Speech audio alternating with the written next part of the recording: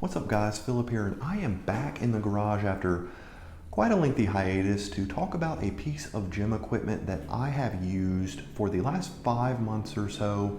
I've pushed it really heavy and in many different applications, and I have a pretty good idea of what it is made of at this point, and that is the Fringe Sport Mammoth Belt Squat. So before we get too deep into the Mammoth, let's talk about belt squats in general and why you would want to use them. Now, belt squats are going to be a great way to work your legs and your hips, get a great training stimulus, and really get some good volume without making your back too fatigued, without loading you axially, without really tearing your CNS up. Belt squats are a great way to get that extra volume and circumvent any kind of upper body injuries or injuries above your waist, and back injuries as well. So great training tool in general. Now let's talk about this Fringe belt squat a little bit and what it is made of. This belt squat is modular, which means it has a couple different pieces that go together to form the unit. So obviously it has the weight horn, it has the kickstand if you decide to get that, and its main structure consists of this, I will call it a cross member, and 2 different paddles. Now the cross member is 2 inches by 3 inches, which allows you to affix these paddles to it either 3 inches apart or 2 inches apart, which is great because it will fit your rack whether it is 2 inches wide or 3 inches wide on its upright because of that. Now these paddles have different holes at varying lengths, so this belt squat can be between 39 and almost 50 inches long, depending on your space availability. Obviously you want it to be as long as possible for the reason of it being a lever. With levers, as the lever is parallel to the ground, the weight is completely up and down. If the lever is above parallel, the weight or force against you is going to be back and down.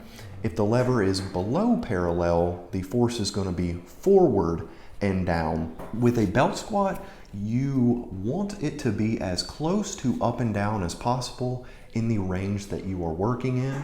So it being a longer lever is going to allow you to dampen that angle that it is at any given point in your range of motion. So these paddles are lined with UHMW on the inside where the belt squat attaches to the upright, so your rack will be protected. It also has UHMW on the kickstand where it will come into contact with the cross member, and also on this end of the cross member where it would touch the ground if you failed the rep. And it is covered in a black powder coat on the metal and on the weight horn, and black zinc on the hardware. So that's what goes into this belt squat. Now let's talk about some things that I like about it and some things that I don't like about it.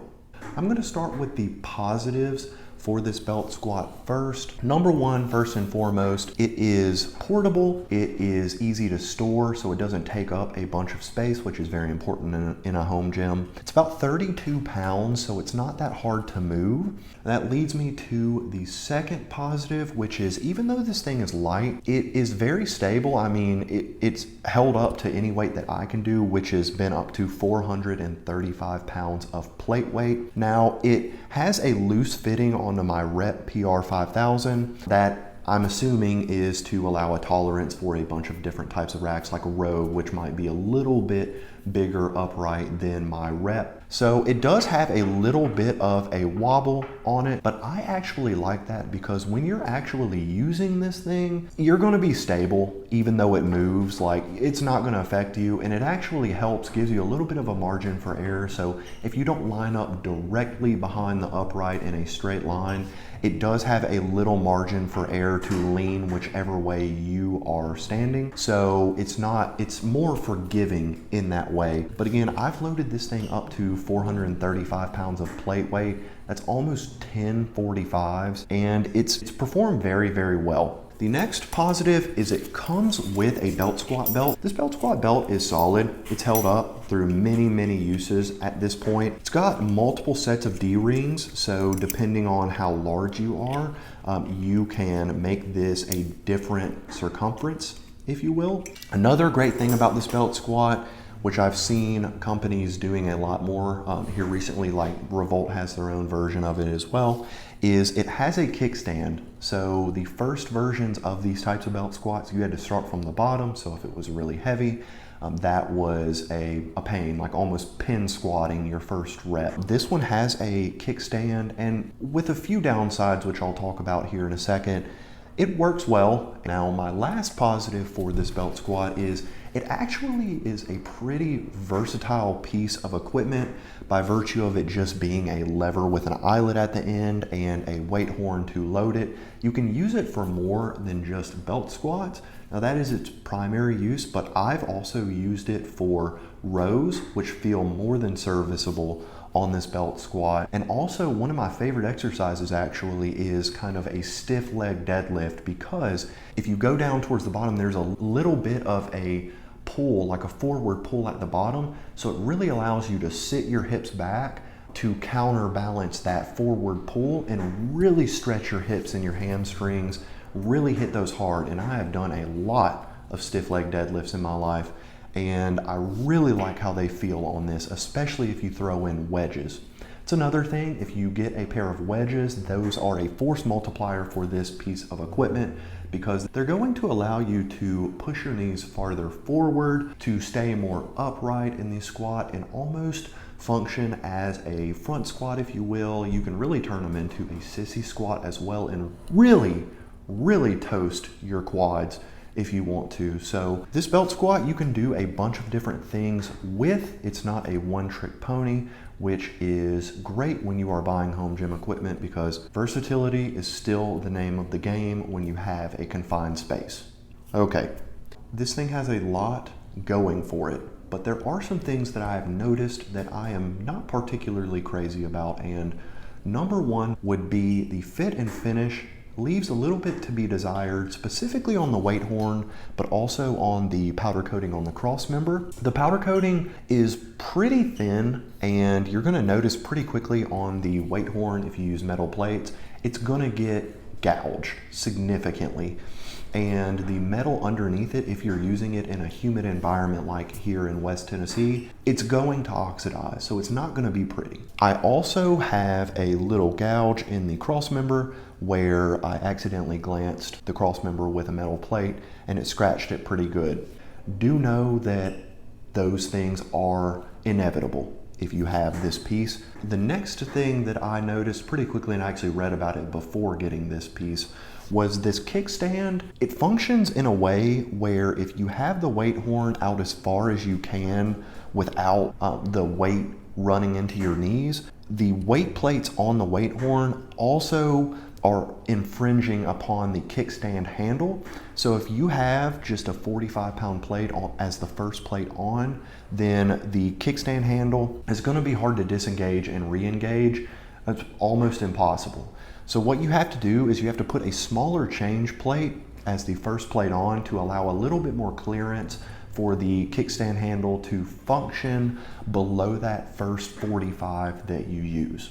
Not a huge problem, but it's just a little inconvenient, and the design, it just kind of calls it into question, the engineering. So I think with the kickstand, if you do have the weight horn, one thing that would be awesome to see is instead of just this one lever, to make the lever offset a little bit so that the handle sticks further out from the belt squat and it clears the plates that are theoretically coming out to around here or so. With that being said, if you want to get the full extent of the weight on this belt squat, then you're gonna want this weight horn out as far as possible. But the thing with that in this belt squat is, if you pull it out as far as possible, you're gonna get to a point where if you're standing directly over the eyelet, the weight starts bumping into you slightly. So if you are a larger individual, that weight is probably gonna be pushing against you, against your body as you squat when using this, if you use it in that way, which I think is the most effective way to use this piece if you can. Now they do have dual weight horns, I do wanna mention that, and I'm not sure how that works with the space constraints between the plates and your body, and then also with the kickstand, but just with the single weight horn, those have been my observations. With that being said, The dual weight horns are an add-on. The kickstand technically is an add-on. I got it just, during a promo where they were running the free kickstand. That made it more worth it. But typically this belt squat by itself is going to be $300. The kickstand's an extra $120. The dual weight horns are an extra $120. So you're talking another $240 on top of the $300. You're talking mid $500 for this setup if you buy the kickstand when it's not complimentary and when you buy the dual weight horns. You can find, and I see them all the time, used belt squat machines on Marketplace. So for the same amount of money, if you have the space, you can get a dedicated machine. So I don't really like that. The value proposition is not great, and I feel like the kickstand should be complimentary every day of the week. I don't know why you would even get this belt squat without the kickstand. Just know that if you are planning on getting the belt squat and you are a pretty heavy user, if you want the dual weight horns, then it's not going to be $300, it's going to be more like mid 500s. Another problem that I have seen mentioned is the felt load. There are concerns over, are you going to outgrow this pretty quickly? So just to give an anecdotal piece of evidence for me, as of right now, I'm squatting 450 pounds for 5 reps. So I'm going to be over a 500 pound squatter as of right now. Now with this, I have loaded this machine up to 435 pounds of plate weight, and 5 reps gave me a very, very good challenge. So unless you're like a 700 pound squatter, you're gonna have applications for this either as a main movement or a accessory, a high rep burnout, extra volume work, technique work, anything like that. You're gonna be able to push this pretty hard. Now, for most people, you're not going to max it out easily. There is gonna be room for growth. We interrupt our program to bring you this important message. The No Fade channel, checking in. Jonathan here, because Big Phil is an absolute monster. So he wanted you to have the opinion of a normal human being. And I will tell you, in terms of how many plates I typically use, my working sets are around 4 plates. I will go as high as 5.5. However, my form tends to go south rather quick.